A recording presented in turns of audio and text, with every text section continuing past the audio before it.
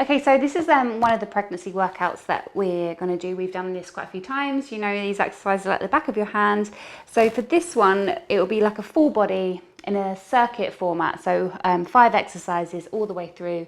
And then usually you can repeat it for 2 or 3 sets and then work your way up to 4 once you've built up some strength. So for this, you will need sliders, which you can get, or if you have, depending what kind of floor you have, tea towels work just as well, but these are very cheap. And then some dumbbells and a mat. And we're going to focus on first exercise is for upper and lower body. So we're going to get a full mix of just a strength workout. Cool. So your first exercise we're going to do is a dumbbell shoulder squat. And as you can see, we have got blocks that you can use, because depending on how far along you are in your pregnancy, your bump will be quite prominent in the front and your center of gravity will shift. So just by slightly elevating your heels, you're going to get better depth for your squat. So Sarah's using blocks from a step she had, but you can just use quite thick books or anything you have around your house that can kind of resemble a block. So Sarah's going to elevate her heels. So as you'll see in her squat, she'll get a lot deeper into her glutes, as opposed to weight shifting forward on her knees. The dumbbells are going to go up on your shoulders, and all the reps are 10 to 12 reps for each exercise. So nice and strong up on the shoulders, soft knees, hips, feet hip widths apart, and a nice deep squat, aiming for the hips and glutes going backwards and then driving up. So 10 to 12 reps. Trying to shift the weight backwards, getting deeper into the glutes and staying off any front tilting movement towards the knees. And your tempo for this should be roughly 2 to 3 seconds on the way down and 1 second up. So in 3, 2, 1, drive up. And then you can incorporate your breath in the exercises. So on any movement where you're going down, so 3, 2, 1, inhale in, exhale out. 3, 2, 1, exhale out. 3, 2, 1, exhale out.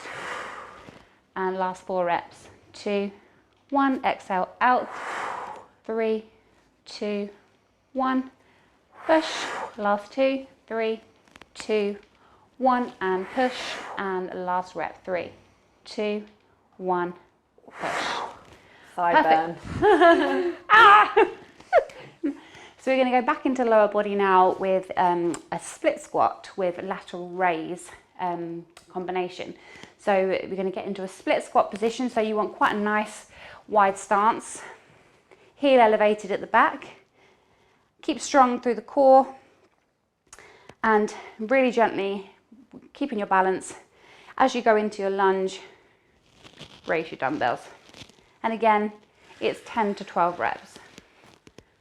And you don't want the dumbbells to go any higher than, you don't want to lift your arms up too high, just keep it shoulder level, nice and steady. And as you can see with Sarah into her lunge, to keep you nice and balanced, your knee should track your toes.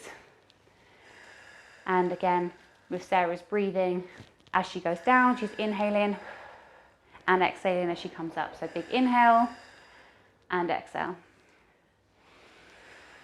And it's just going to help to engage your core through every rep.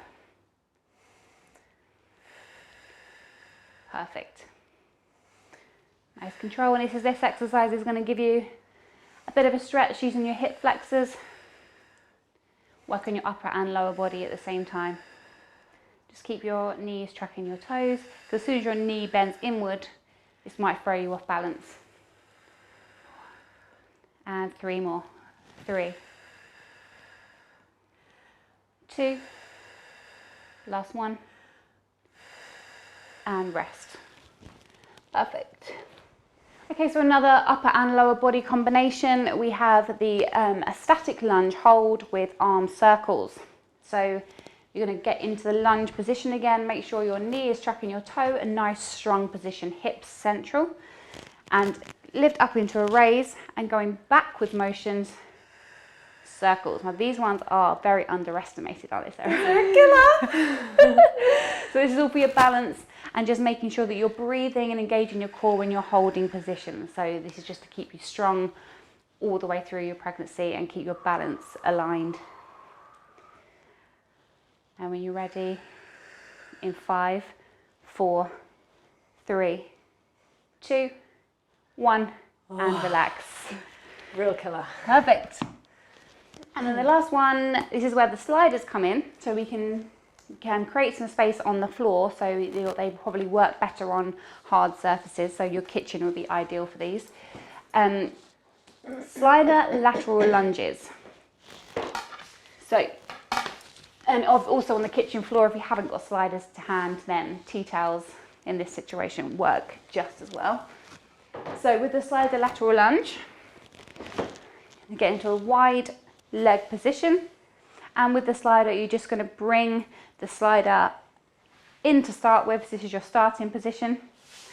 Keep this leg nice and strong, and then really slowly extend the leg out, kicking your hip back and driving back to the start position. So slide and draw in. So your hips are going back on this movement, and then you're drawing your hips forward. So you're working the glutes, working the adductors, and just take it really slow so you're engaging the muscle. Keeping the chest up as high as you can and focusing on the hip movement. So as you can see, Sarah's drawing in her pelvis, so she's extending her hips back, drawing it back in, and you should feel your glutes working. Squeeze. 4, 3, 2, and draw in, and then you can swap legs. You start on the other side, and you probably will find that one side will always be a little bit tighter than the other depending on your hip alignment. This side's definitely tighter than Yeah. me.